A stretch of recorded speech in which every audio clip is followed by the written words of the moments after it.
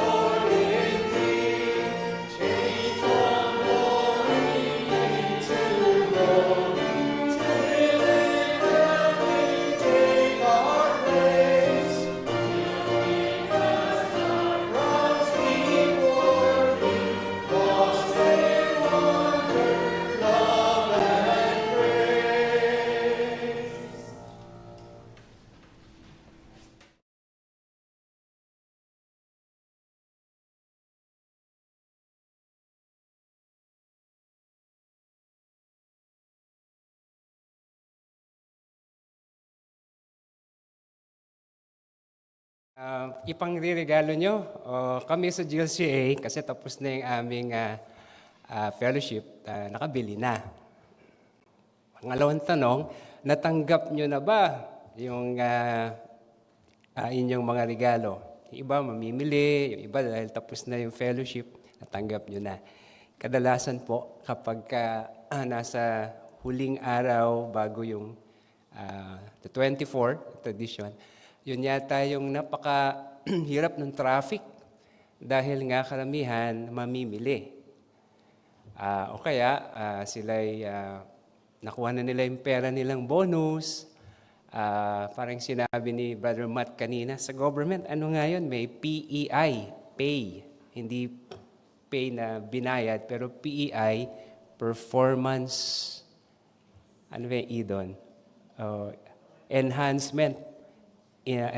Parang initiative, parang gano'n. Tapos meron pang ano yan, yung letter S parang yung service incentive. Tapos meron pang 13th month. Meron bang 14th month? Napakaraming nangyayari, no? Tapos may end of the year bonus pagka meron silang na-save na mga financial extra nila. So pag nasa government ka, parang 4 yata yung nakuha nila pagka, ito, tinatupad nila pagka Christmas week. Kaya maraming teachers gusto nang lumipat sa public school from the private. Nung pong linggo na isisilang ang Panginoon, parang Pasko rin. Kakaibang Pasko. Dahil merong isang emperador, sinabi niya, gusto kong malaman gaano kayaman ang aking empire, at nagkaroon siya ng world taxation. So yung unang Pasko, yun po yung the heaviest traffic yata na nangyari sa Roman Empire. Kasi ang rule, kailangan pumunta ka doon sa bayan na tagarong ka para mailathala yung pangalan mo, bibilangin siguro yung iyong ari-arian, bibilangin ng ilang baka o kambing meron ka, saka yung Roman soldiers, check nila, o baka may tinatago ka dyan, kaya busy ang tao. Traffic, kailangan kang, naalala natin, ang first family, okay? Si Maria, kailangan silang lumuwas ni Joseph, napakalayo. Pumunta sila doon sa Bethlehem. Alala nyo yung mga pantas, napakalayo nila dahil ang Roman Empire, hawak din nila yung bayan nila, malamang galing sila sa east tulad ng ating kinakanta, at sila'y maaring 2 taon pa, nagbayad din sila ng buwis, pero itinabi pa nila yung gold, myrrh, and frankincense at mamahaling mga bagay yon. Yung mga shepherds, nagpapastol sila, iniisip siguro nila habang nagpapastol, nako, itong mga Romanong ito, taon-taon nagko-collect ng taxes, tapos ngayon, kakaiba dahil ito, mas malaking taxes siguro ang hihingin. Pero nung narinig nila ang tinig ng mga anghel, marami silang pamilyang kailangan pakainin. Iniisip nila, kailangan nilang alagaan ng tupa. Hindi na pwedeng iwan kasi malaking pera yung mawawala pag iniwan nila ito. May mga leon. At ito'y gabi dahil nakita nila ang liwanag ng tala. And they took the risk. The sages traveled far. The shepherds had to leave the most important source of their livelihood. Yes, there was traffic, as we have now. Yes, there are risks if we would probably, come to church, join the cantata, give our tithes and offerings for 2026. You know that inflation will come, but like the sages and the shepherds, the traffic, the heavy cost of funds that will be taken away that should be given to their family, that first Christmas is like our Christmas and every Christmas. The sages and the shepherds had to leave their riches, had to leave the most important thing because they have to come and worship that King. Kaya siguro tayo nandito ngayon. Maraming wala. Siyempre, ako rin, may mga panahon, wala rin ako pag Pasko kasi yun lang yung kompleto yung family, aalis kami. So, we know, yun lang yung time na yung mga bata, walang pasok, kaya kinukuha natin ng panahon. Pero, the sages and the shepherds, they are to lose the value of material things because of a heavier matter to worship the King. And thank God, we are in our church, not only during Christmas, because we worship God, not only during Christmas, but we worship Him tulad nung sinabi kanina, every day. And we who have known Christ have been worshiping Him because He has given all that He could give us to enjoy. So ngayon pong gabi, the Lord has led me to speak about the rewards to faithful servants. Ang mga binibigyan natin ng regalo, tulad ng mga pantas, ay mahalagang bagay, di ba? Dahil may halaga yung binibigyan natin, hindi natin normally naalalang bigyan yung mga tao na walang sigurong influence sa atin. We normally give to people we honor and have influenced us in such a way that we want to, in simple, ako minsan nagre-regalo na ang value niya, napakaliit, pero sabi nga nila, it's not the amount, tama, no? It's the thought. Marami tayong magandang kasabihan. So pag binuksan po natin yung ating mga regalo, o nabuksan na natin, wag nating isipin na, nako, alam mo yung value na, maliit lang. Pero it was the thought that they value you.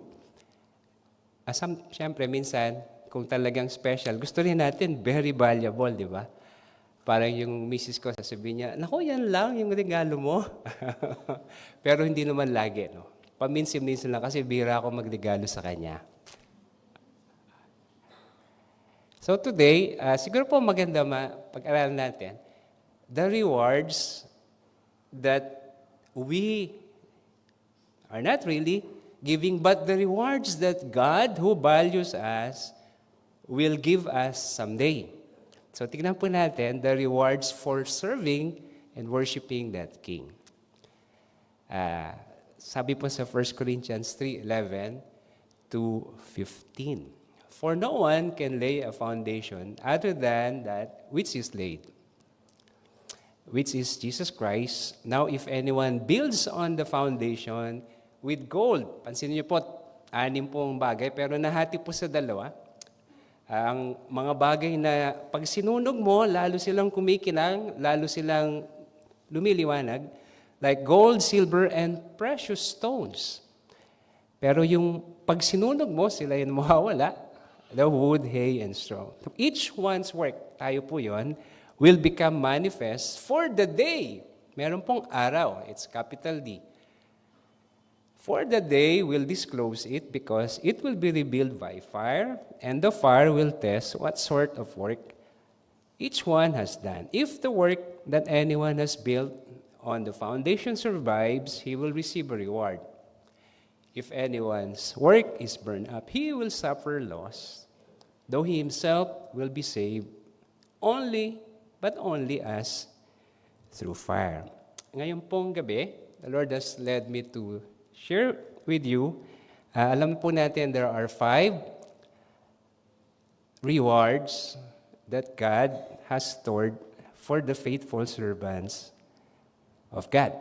So, ang tema po natin, the traits, kailangan natin makita kung meron tayo noon. Kung wala, kailangan nating pagsikapan na sana ma-develop the traits of a servant, tayo po yon, who will be rewarded by God.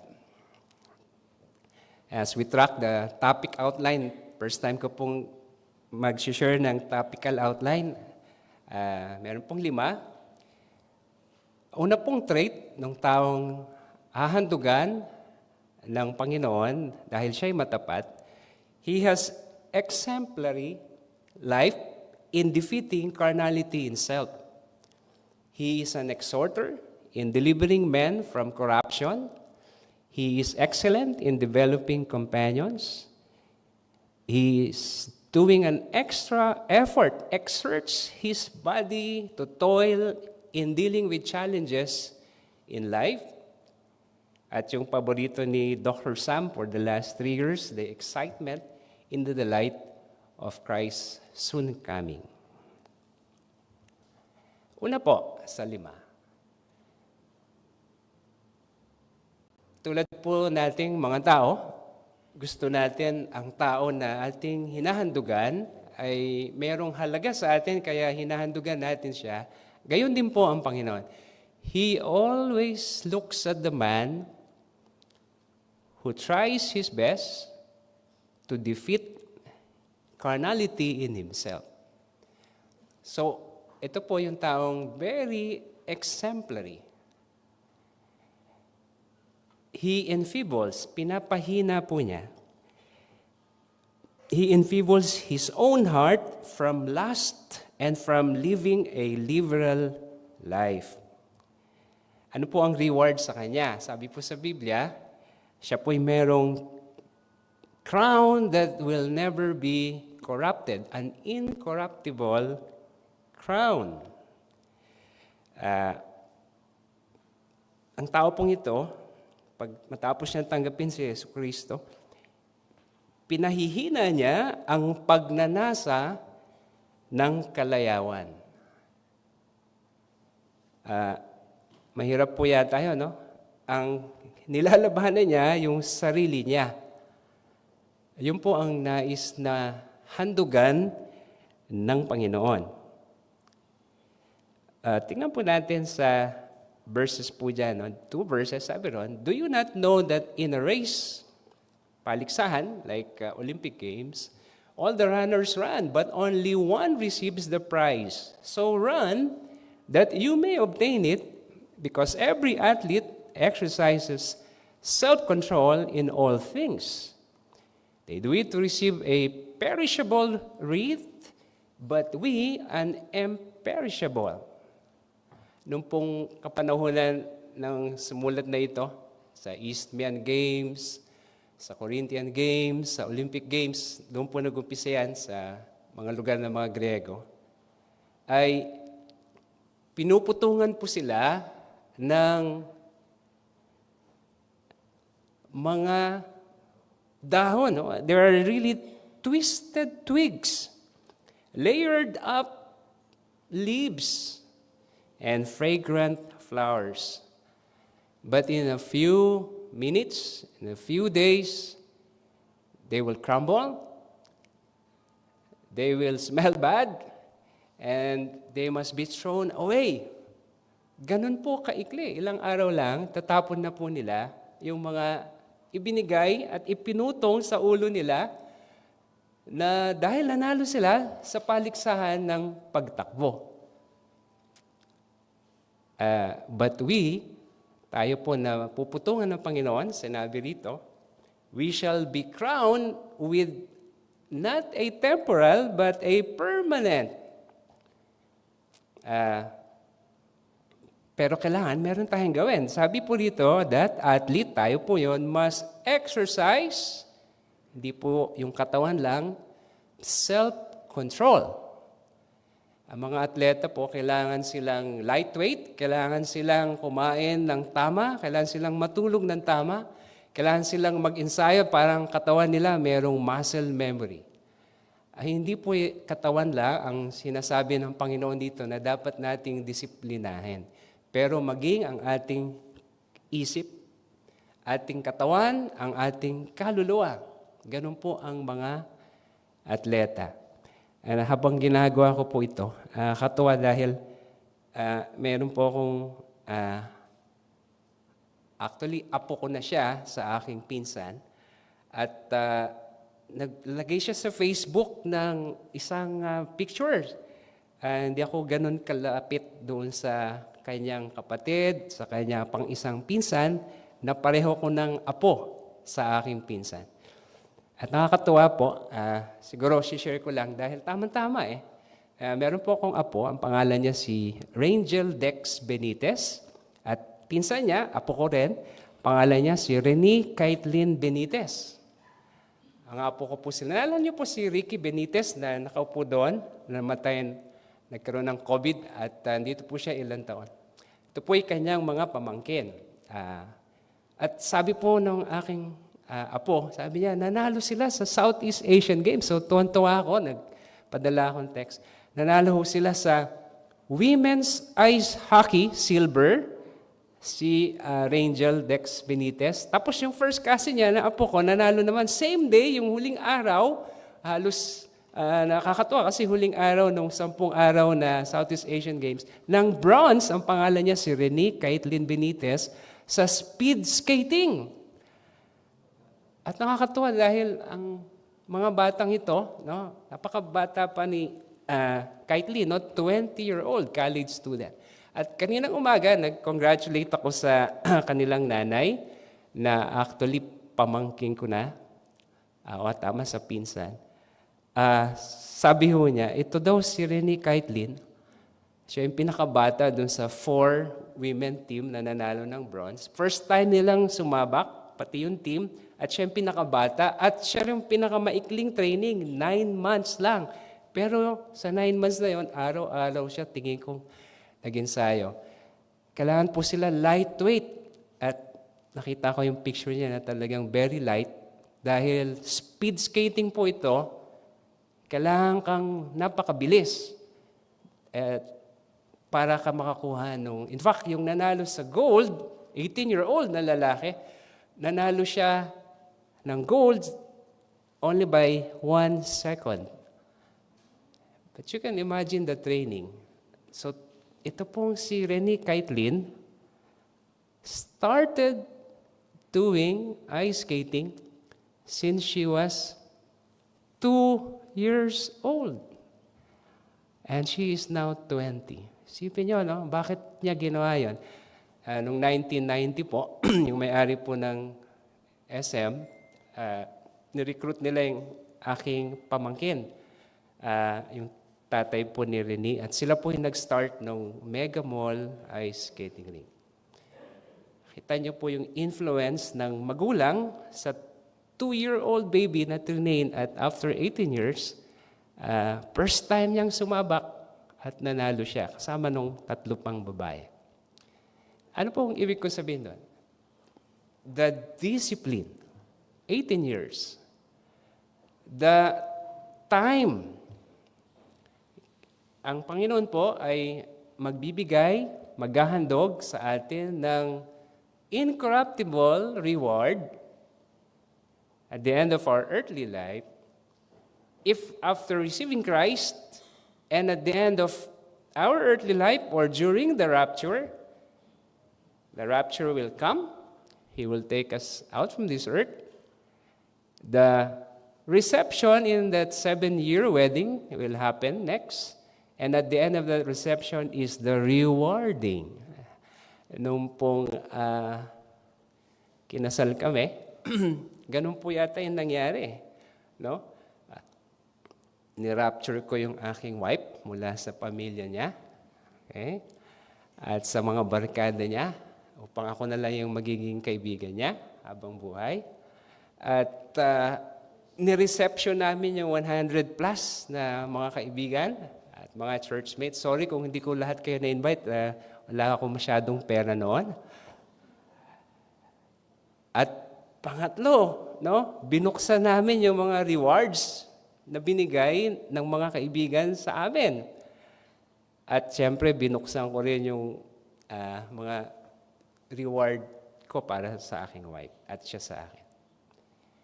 At dito po, makita natin that on that day, after the rapture and the reception, is the rewarding. It will take our lifetime to weaken ourselves, our carnality, and be more Christ-like. And that's the time when Christ Himself will reward us if we kill our old self so that Christ may be alive every day until the day He takes us. And then we can sing, like the psalmist had sung, or the writer had written, and we shall see Him, and we shall be like Him. Araw-araw po tayong magiging crowning Christ and crucifying ourselves before He will ever reward us. Pangalawa po, God will reward us if we crucify ourselves every day and to let crowning Christ in our life every day. Pero pangalawa, God will also award or reward those who are exhorter. Ito po yung pangalawang kanyang trait. Ano po yung exhorter? he or she delivers men from corruption, who will be condemned in hell, and try his or her best to convert him or her or them to the Lord Jesus Christ. Actually po, pag binasa ho natin yung 1 Thessalonians 2:19 and 20, sinabi po rito, ginamit po ito ni Pastor last Friday sa kanyang message sa kantata namin. For what is our hope, or joy, or crown of rejoicing? Are not even you, Gospelite Baptist Church members, in the presence of our Lord Jesus Christ at His coming? For you, Gospelite members, are our glory and joy.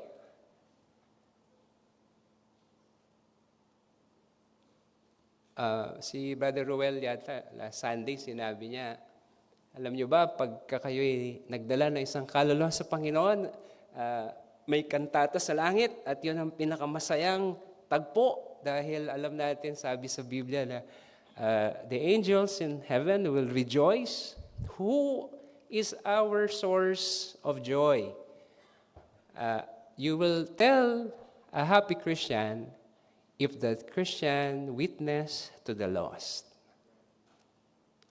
If the angels rejoice when one soul gets saved, the happiest Christian is a soul-winning Christian. Nung pong fellowship last Saturday, sabi nila, kailan umupo kayo, yung katabi nyo, yung hindi nyo kilala.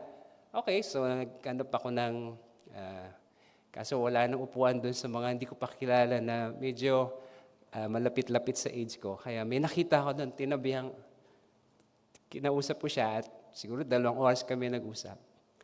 Kilala niyo si Amado Reyes, di ba? So, sa usapan namin, no, ang dami kong natuklasan. Sabi niya, tinanong ko siya, paano ka naging Christian? Tapos sabi ko, paano ka na-involve sa Gospelite? Sabi niya, nung college student daw siya, there were 2 exhorters in his life. Sabi niya, may college student siya sa UP, no, si Dennis Tolentino, na dati ko rin bina-Bible study. Siya yung nag-invite dito sa church. And then, nung sumama rito si Amado sa church, college student siya, may nag-follow up sa kanya, si Attorney Sid Morales. At sabi niya, lagi siyang dinadalaw sa bahay niya. Actually, nagre-rent lang siya dyan sa Cruz na Ligas. At that was 20 years ago. So, anong dahilan kung bakit after 20 years, bumabalik pa rin dito si Amado Reyes at ang kanyang wife? It could be because he saw the 2 exhorters who have encouraged him to follow on that Christ in his life. He enlightens, just like those 2 men, they enlighten a host of lost lives through lifestyle evangelism. Hindi lang po words, but in their works, their lips, and their life. No wonder, 20 years nang nandito, nag-a-attend si Amado. Hinahayag sa mga makasalanan ang kaligtasan. Pakaganda po, no? Yun po ang mga tao na naglilingkod sa Panginoon, ang puputungan ng Panginoon sa araw na darating. Meron ho ba tayong mga kaluluwa na sinubukan na dalhin sa paanan ng Panginoon? Sino kayang taos dito sa church yung tanungin ninyo, paano ka na-save? Sigurado sabihin nila, merong taga dito na nag-invite sa akin eh. Just inviting them, and then they will hear God's word through someone sharing God's message, and that will be the avenue that God has used you as a channel to exhort someone to follow on the message of redemption. Sabi po rito, are you, even you, the reason why we have joy. Dalawang beses po yung sinabi. You are our crown of rejoicing. Napakaganda po. Ang kasiyahan natin ay pag makita ang mga kaluluwa sa simbahan. Ang kasiyahan sa langit ay makitang maligtas ang mga kaluluwa. At anong tawag sa koronang ibibigay ng Panginoon? Crown of rejoicing. Wag ho tayong mag-antay sa langit, magkaroon lang ng rejoicing. Pero right here, you will be rejoicing if you will be leading someone to the Lord Jesus Christ. The Merry Christmas, the words happy in the coming year will really be true if we share them, the Christ of that merrier Christmas and a happier New Year. And you will see the joy not only in your life, but in the life of that soul. Pangatlo po, Christ will honor people who are excellent, ito po yung pangatlong trait, who are excellent in developing their companions, perhaps their church companions, into Christ's likeness. Matapos maligtas yung makasalanan, lalago yung tao na yon sa simbahan, hopefully sa church na to. She encourages a household or a household of faith to be loyal to and live for the Lord Jesus Christ. Ask yourself, why are you at GLBC? Bakit po tayo narito?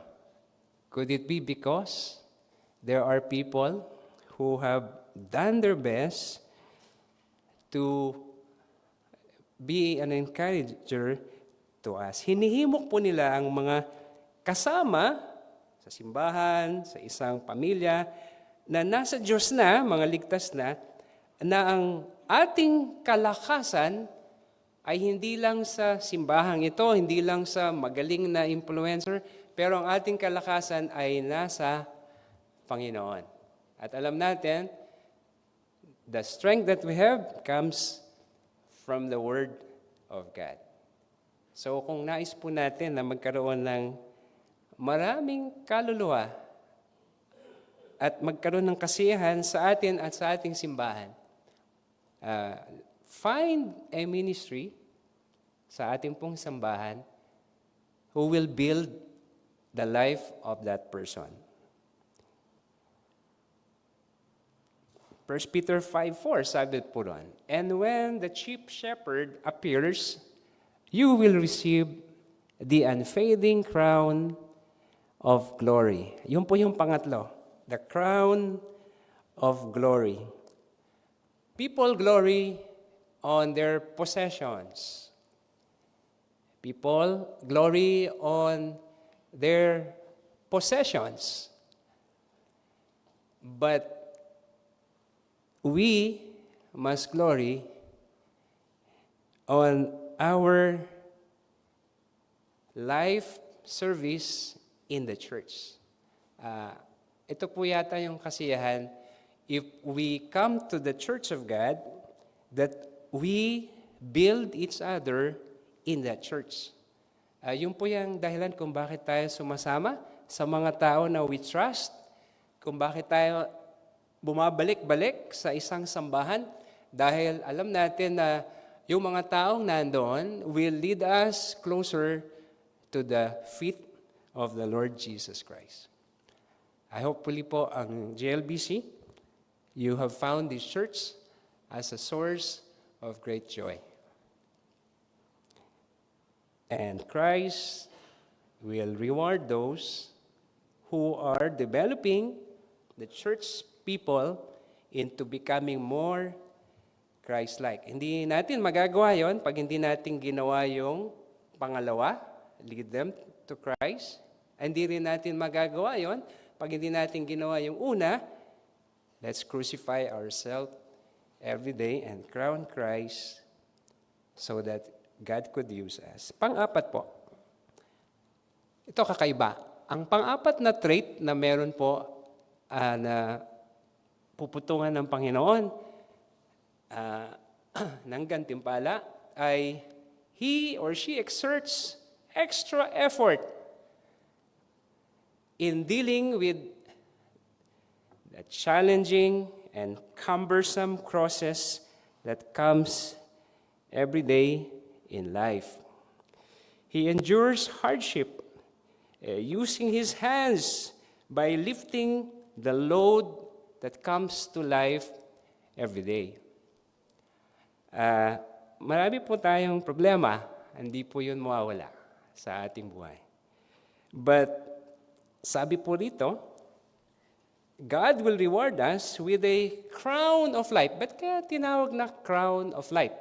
Dahil sa buhay natin, okay, marami pong challenges sa atin araw-araw. And what has Christ to do with that? Sinabi po niya sa Matthew 11. Come to me, though you are burdened, my burden is light. And then put my yoke upon you. Teka, bakit bibigyan tayo ng yoke sa balikat ng Panginoon? Di ba dapat tatanggalin niya? Pero sinabi niya, put my yoke upon you. Now we learn something. Pag kasama pala natin ng Panginoon, kailangan tayong masubukan o litisin para makita niya kung tayo ay talagang sa Kanya and we walk with Him and He is carrying that load along with our responsibility to carry that load. Parang ganito po yan. Anong bata pa po ako, sa weightlifting, meron pong isang tao na kasama ang weightlifter. Ang tawag po sa kanya ay, yes, Brother Ed, spotter. Ano po ang role ng spotter? Unang-una, kailangan niyang tignan kung tama o mali yung iyong pagbabalanse ng weights at lagi siyang nakatingin. No? He confers with you for correction. Oops, mali yung hawak mo. Oops, masyadong mabigat yan. Pangalawa, sasabihin niya, mag-concentrate ka. Kasi siya nakakonsentrate din, tinitignan ka niya. Okay? Kung oops, huwag mong bibiglain, masyadong mabigat yan. Oops, masyadong magaan yan, dagdagan mo pa. So, gusto niya maging focus ka. Concentrate. At pangatlo, habang tumatagal, nakasama mo yung spotter, habang tumatagal na ang trust mo sa kanya ay lumalalim, you build the confidence, pero hindi kanya iwan. Ang spotter po will never leave you. When Jesus said, put my yoke upon you, hindi niya sinabing, put your yoke. Sabi niya, my yoke. So ang Kristiyano ho pala, bago ho tayo mag-isip, bakit may problema, binibigay ito ng Panginoon, pero siya ang nagbibitbit. Pero kasama rin niya tayo doon. Sa Israel po, para po maging mabilis ang tilling of a farmland, para po mas maging mabilis ang pag-harvest ng itinanim, gumagamit sila ng 2 baka o kuneho at nilalagay nila itong isang, ano nga ang tawag doon? Sa Tagalog yun. Kahoy siya, nasa neck niya.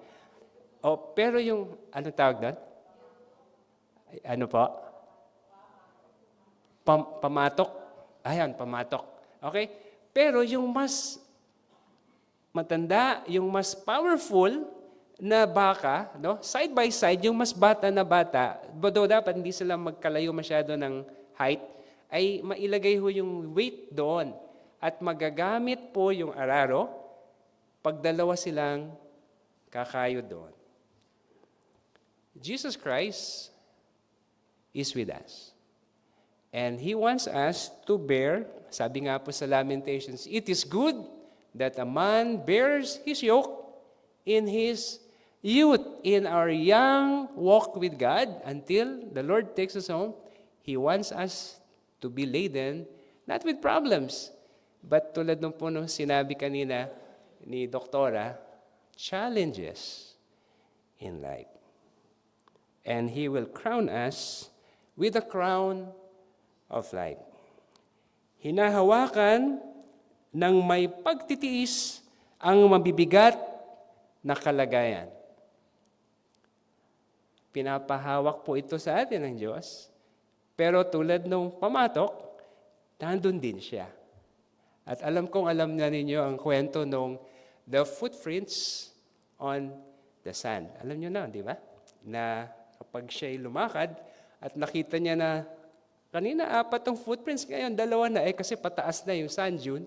At sinabi niya, Panginoon, bakit wala ka na? Kanina 4 yung nakita kong yapak. At sinabi niya, hindi mo ba alam dahil mahirap na, yung nakita mo sa likod mo ay hindi mo yapak. Yun ay my footprints and the sand. I am carrying you.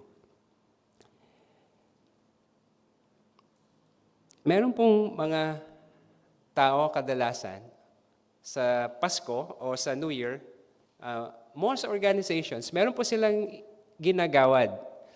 Ang tawag po nito sa December is the Lifetime Achievement Award. Kadalasan po nila binibigay yan sa huling linggo ng taon. Merong next week, makita natin yung Sportsman of the Year Award. Yung mga malalaking kumpanya, yung nga po ang tawag nila Lifetime Achievement Award. 2 weeks ago, naglinis po ako ng mga gamit, nag-rearrange ako.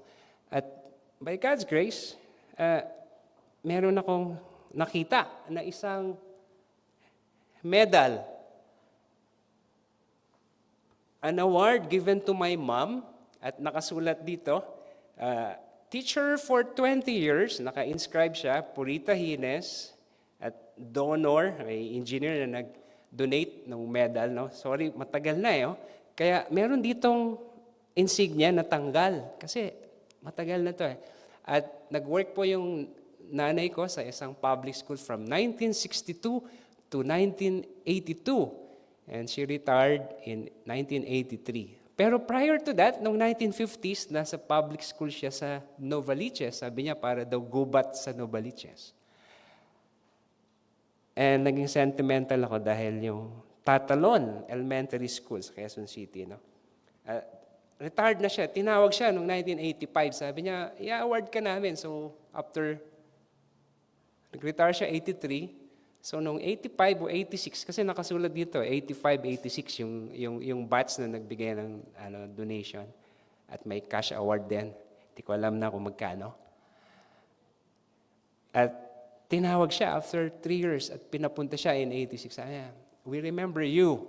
You were a teacher from 1962 to 1982. Come, we will give you an award and a reward. That was her Lifetime Achievement Award. Dahil nga po, marami akong nakitang gamit. Nakita ko rin yung award ng aking tatay. From 1955 to 1981, he worked for, formerly po, ibang pangalan, yung Land Bank of the Philippines. From 1955 to 1983, sabay sila nag-retire eh. Pero binigay yung award sa kanya in 1981. Sorry, hindi ko dinala kasi katawan na eh, pangit na, baka mahulog dito. Matetano pa ako. No? Meron siyang, yung brush niya ay kailangan ko ng paayos. Lifetime Achievement Award. At the end of our lifetime, the Lord Jesus will say, how did you lift the load?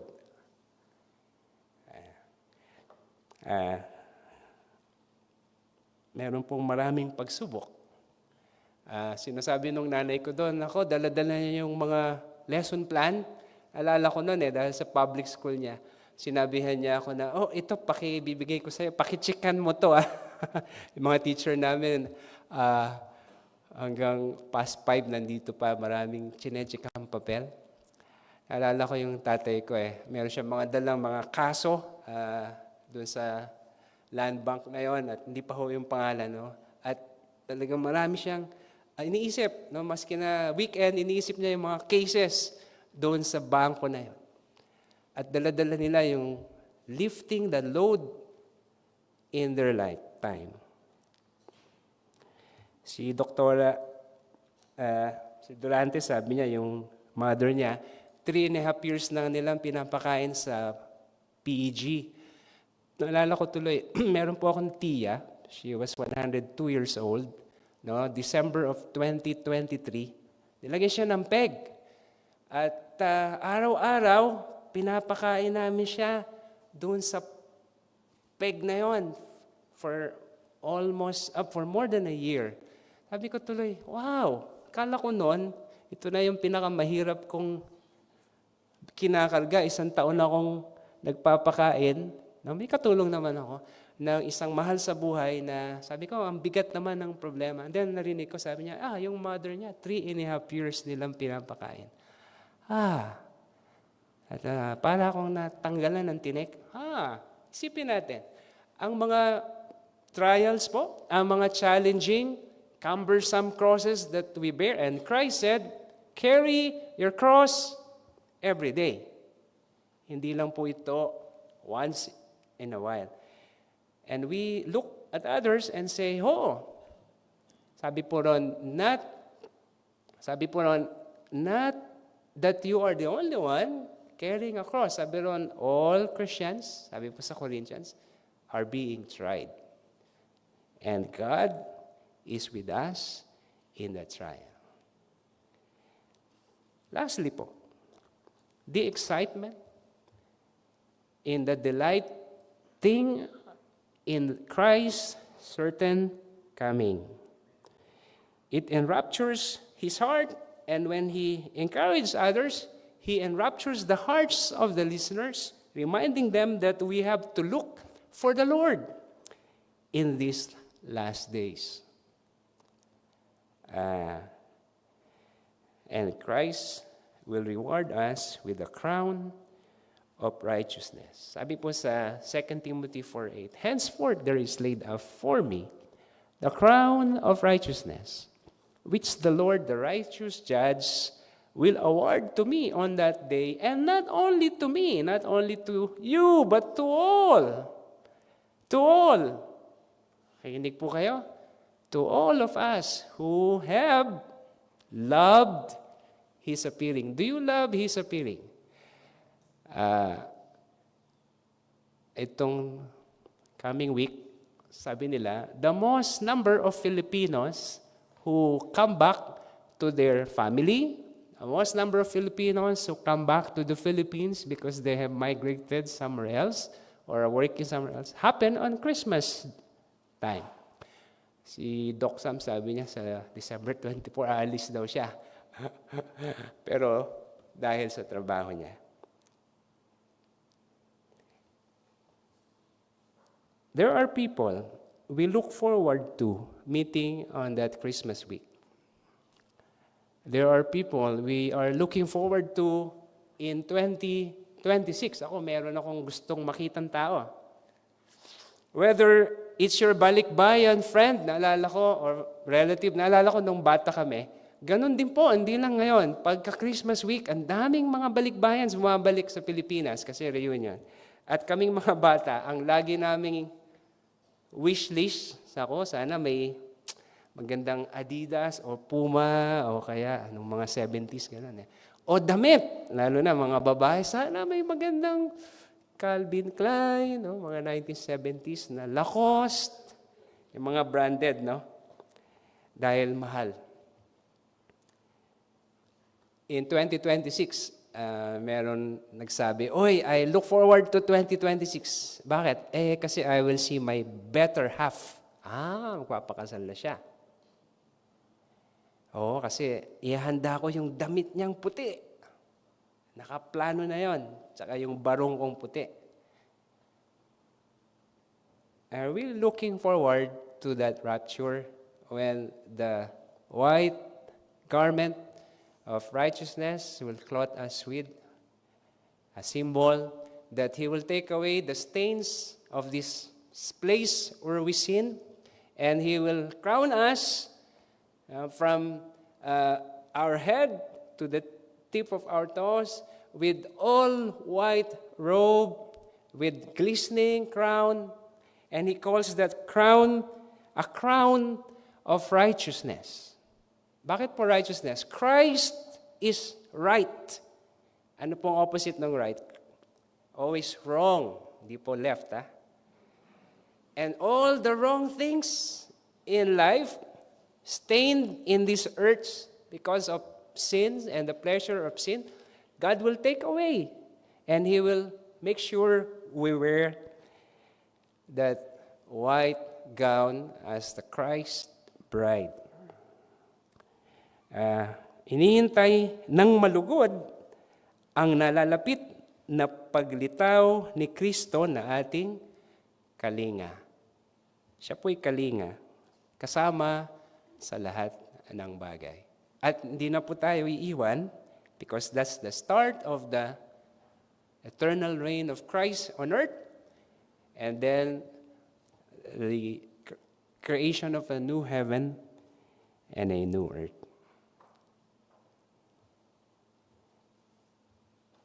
God accepts our services, whether small, o may position man tayo, hindi man tayo natatawag, behind the scene man yung ating ministry. Siguro walang pangalan ng ministry nyo, but you serve God in your workplace. And He looks at our motive. He looks at the means how we do it. And He looks at the methods, kasi hindi naman natin pwedeng paglingkuran ng Panginoon na lumilihis tayo sa tamang pamamaraan if they are right. Just like He said, the crown of righteousness. And if we serve God with the right motive, the right means, and the right methods, He will crown us with that crown of tama, choosness. We do not serve God because of gifts. Hindi po tayo magpapakita ng mabuti para lang sa regalo. Parang yung mga tita namin pag umuwi sa Pilipinas, from Canada, from US, naging mataas ba grade mo? Naging good boy ka ba? Naging good girl ka ba? Chine-check muna nila, no? If we have been good and not so naughty before they give us that reward. But we do not serve God because of those gifts, but we serve God out of love for the giver of life and the governor of our life. Then let's end. Meron po ditong isang verse, dalawang verses sa Bible. Sabi po sa Revelation chapter 4, verses 10 to 11. And they, tayo po yon, the 24 elders represent all Christians and those who in the Old Testament, we will lay their crowns before the throne and say, you are worthy. God alone is worthy, O Lord, our God, to receive glory and honor and power.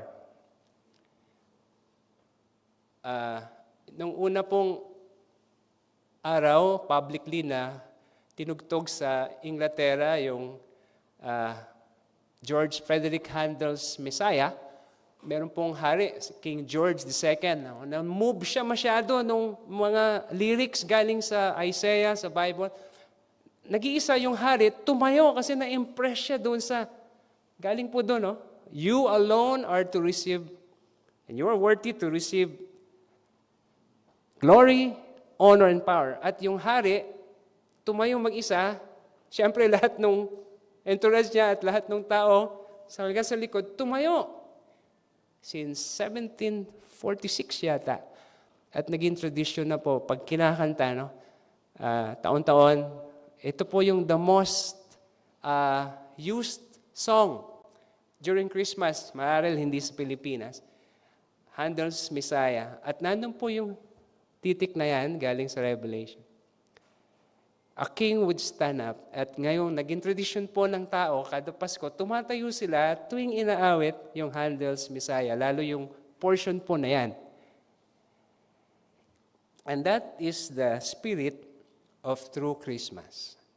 That is the spirit of a true servant of God. Bakit po kaya yung binigay sa atin na 5 korona, kung lahat ginawa natin ito, maaaring iba isa lang, o 2, 3, bakit kaya ating ibabalik sa Kanya? Indian giver ba ang Diyos? Hindi naman yata. Parang yung mga bata kami, pag binuksan namin yung aming exchange gift, pagbukas, ay bakit ito lang, palit ulit tayo. No? Sinasauli nila dahil bata.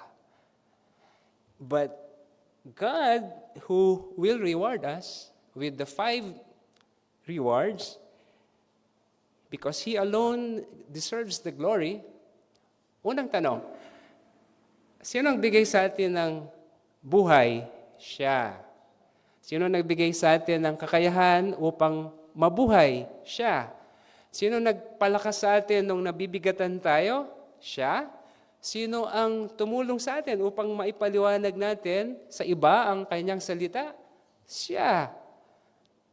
Sino ang nagbibigay kasiyahan sa atin, pagamat napakaraming masamang balita, pero kung alam natin na babalik muli siya, tulad po sa isang bayan sa Leyte, noong October 1944, dahil ilang taon nilang inantay si General MacArthur, at nung siya'y bumalik sa Leyte, lahat ng tao sinabi nila, dahil sa pagbabalik mo, ipapangalan namin ang lugar na ito. Tinawag nila ang isang bayan, MacArthur. Douglas MacArthur, ang pangalan ng bayan sa probinsya ng Leyte. Hindi ho tayo taga Leyte. Bawal yata sa batas na gumawa nga ng pangalan ng isang bayan na kapareho ng isa pa.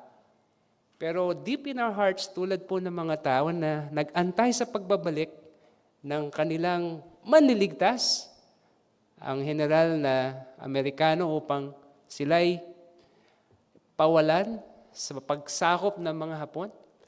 Ganun din po yata ang kasiyahan na meron tayo tulad ng mga taga Leyte na ating ibibigay lahat upang haihandog sa Kanya at ibalik lahat ng papuri sa ating manliligtas. Kaya po natin isinasauli ang patotoo na lahat ay nagmula sa Kanya. Napansin niyo po ba kada linggo ang halos lahat na pumaparito? Marami silang sinasabi, pero isa lang yung huling sinasabi nila. Lagi nilang sinasabi yung famous words, "To God be the glory." And if we serve God, not for the gifts, not for our self-glory, but we serve God because He alone deserves and is worthy. Our worth, our self-worth, our wooing the lost, our work in this church, our woes, even though there's so many, every day as we lift those and we always say, "Woe!" And our wows, our wonders, because Christ is coming even though we have daily woes. Our works, our words, our wooing, our worth will always be because Christ is worthy to receive glory and honor, and that's the reason why we keep worshiping Him beyond the Christmas day. Our rewards must not become our regrets. You don't need a title, you don't need a position, you don't need a possession, you don't need a human power, because God enables, just as the tired shepherds who are mind about their riches and their time, because they will lose their very valuable sheep. They have to see the shepherd of their souls. The sages who had to risk and leave their place and travel for at least 2 years, and they have been taxed by the Romans, but they still afforded to keep and bring the most precious gifts. Let us be like the sheep Let us be like the shepherds. Let us be like the sages who worship Christ, not only on that Christmas, because the sages and the shepherds said, "Here is Emmanuel, the Savior of the world." And their first Christmas did not end on that day, because Emmanuel was in their heart. They went back to the field, they went back to the far east, and traveling westward, they had Christ to serve and be served. Let this Christmas remind us that we are serving God, and God will serve us as He enables us to serve Him faithfully. May God be praised as He receives honor and glory, and we will find our rewards on the day that Christ comes and take us home. Father, we thank you for your goodness. We thank you for Christ who's coming on the year when there's great traffic, on that month, that week when there's so much worries because they're losing so much resources, when men will make them travel, when the government will pressure them to show them how much they should give to the government. Lord, there are demands during this week. There are demands in the coming new year. But let us, Lord, not worry about the pressures, the persons, or anything else, but to worship Christ like the lowly shepherds, like the lofty sages, because you alone needs to be worshipped. Help us, Lord, to serve you faithfully as you have been faithful to us through our lifetime. Thank you, Lord, for the rewards. But as they say, we don't serve because of the rewards. We serve because God's love is in our hearts, and we will share that love to others outside the church and inside the church. Thank you, Lord, for making us part of that church where someday you will claim as a bride, and we look forward to that day, not because of the rewards, but we look forward to that day when we will be with Christ, and with our own eyes, we will live by faith. Help us, Lord, as there are so many things in our sight takes our senses off the cries of Christmas. May you bless us through the coming year as you have been blessing us to worship you and serve you well, for you have been good and faithful to us. In Jesus' name we pray. Amen.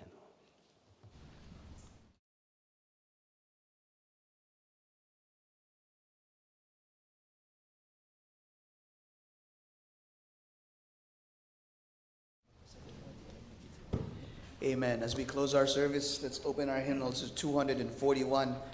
241, To God Be the Glory.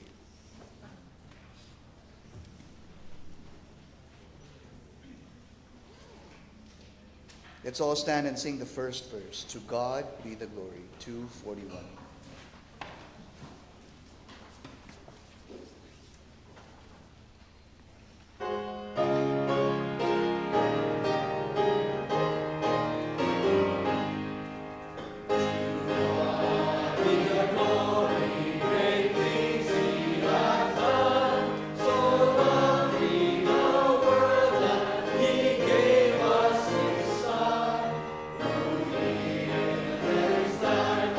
God.